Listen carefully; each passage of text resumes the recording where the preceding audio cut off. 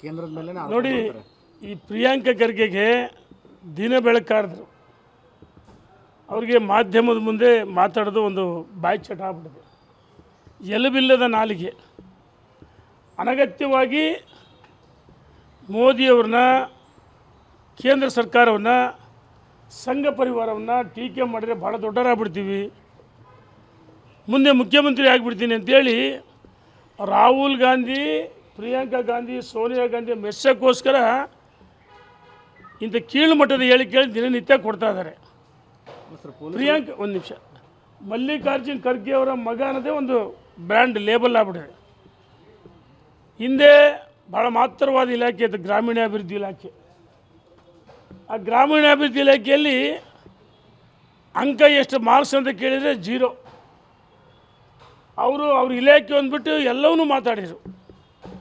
ಈಗ ಗೃಹ ಇಲಾಖೆ, ಆ ಗೃಹ ಇಲಾಖೆ ಇಂಥವ್ರ ಕೈ ಸಿಕ್ಕರೆ ಅನಗತ್ಯವಾಗಿ ರಾಜಕೀಯವಾಗಿ ಸೇಡ್ ತೀರ್ಸೋದು, ಸಂಘ ಪರಿವಾರನ ಬ್ಯಾನ್ ಮಾಡಿಸ್ತೀವೋದು, ಲೆಕ್ಕ ಕೇಳೋದು. ನೀನು ಯಾರಪ್ಪ? ಸಂಘ ಪರಿವಾರಕ್ಕೆ ಹಣ ಕೊಟ್ಟಿದೀಯಾ? ರಾಮ ಮಂದಿರಕ್ಕೆ ದೇಣಿಗೆ ಕೊಟ್ಟಿದ್ದೀರಾ?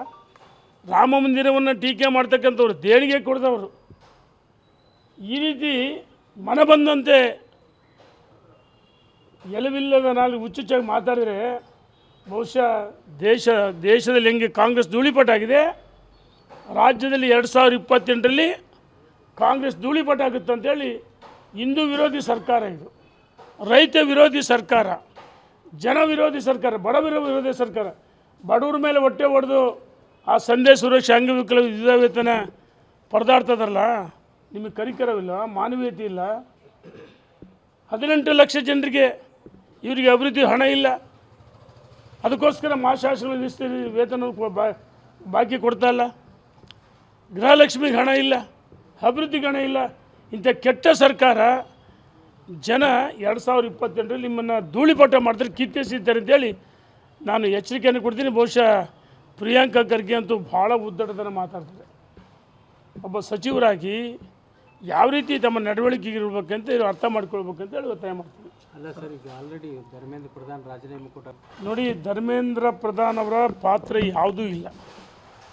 ಎಲ್ಲ ಒಂದು ಕಡೆ ವಿದೇಶಿ ಫಂಡಿಂಗಿಂದ, ರಾಷ್ಟ್ರ ವಿರೋಧಿಗಳು ಅನಗತ್ಯವಾಗಿ ಈ ಕಾಂಗ್ರೆಸ್ ಮತ್ತು ಪ್ರತಿಪಕ್ಷಗಳ ನಾಯಕರ ಪ್ರಚೋದನೆಯಿಂದ ದಂಗೆ ನೆಪಿಸ್ತಿದ್ದಾರೆ.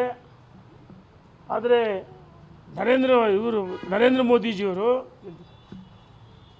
ಇವತ್ತು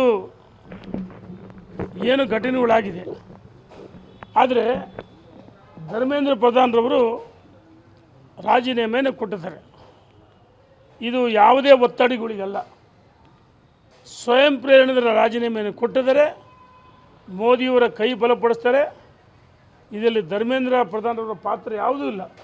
ಭಾಳ ಒಳ್ಳೆಯ ಸಚಿವರು, ನಮ್ಮ ಕರ್ನಾಟಕ ಉಸ್ತುವಾರಿಗಳಿದ್ದರು, ನಮಗೆ ಭಾಳ ಆತ್ಮೀಯರು.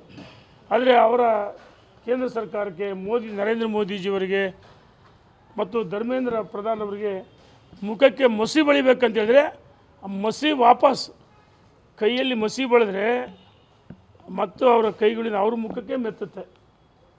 ನೀವೇನು ಮಾಡಿದ್ರೆ ಷಡ್ಯಂತ್ರ ಮಾಡಿದ್ರೆ ನಡೆಯಲ್ಲ ಅಂತೇಳಿ ಹೇಳಕ್ಕೆ ಇಚ್ಛೆಪಡ್ತೀನಿ.